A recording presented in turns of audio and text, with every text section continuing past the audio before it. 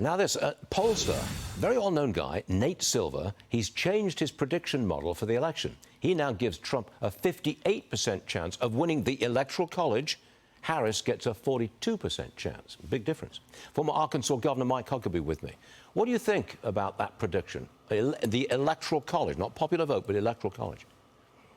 You know, Nate is one of the best statisticians in the country, and he does a pretty good job of analyzing some numbers that others don't.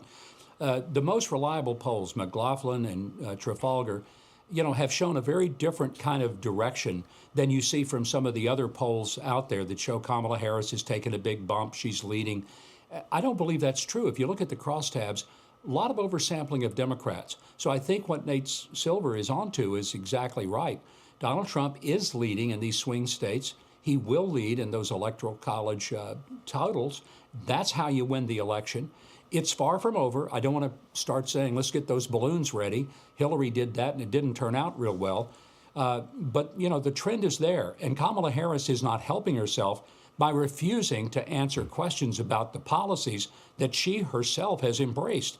So I don't know where she goes. This debate next week is probably, you know, the one shot she has to start turning it around, and I'm not sure she can. Okay.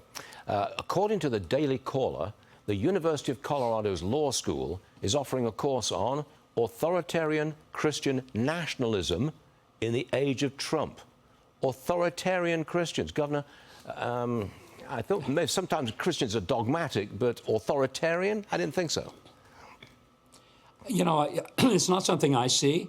When I hear this term Christian nationalism, let's face it, this is a canard that the left is throwing. I'm a Christian. I follow Jesus, so I guess that makes me a Christian. The second thing is, if you want to call me a nationalist, yeah, I love my country. I believe in America first. Just like I think most people in the UK would say they're, you know, UK first, and wherever you live, that's the way it kind of works. This idea that somehow Christian nationalism is some movement that is spooky and weird, that's off the rails. Christians and people who love the country aren't crazy. They actually are the most sane people in our culture because they simply want a country that works.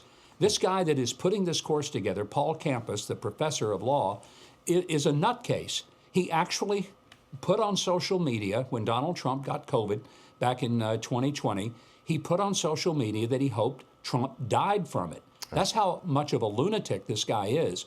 So the fact that he's teaching a course on something like this, I kind of think you would know what to expect. And sadly, he still gets a paycheck. And in fact, he even got a big buyout from the university because he sued them, saying that his low review was discrimination.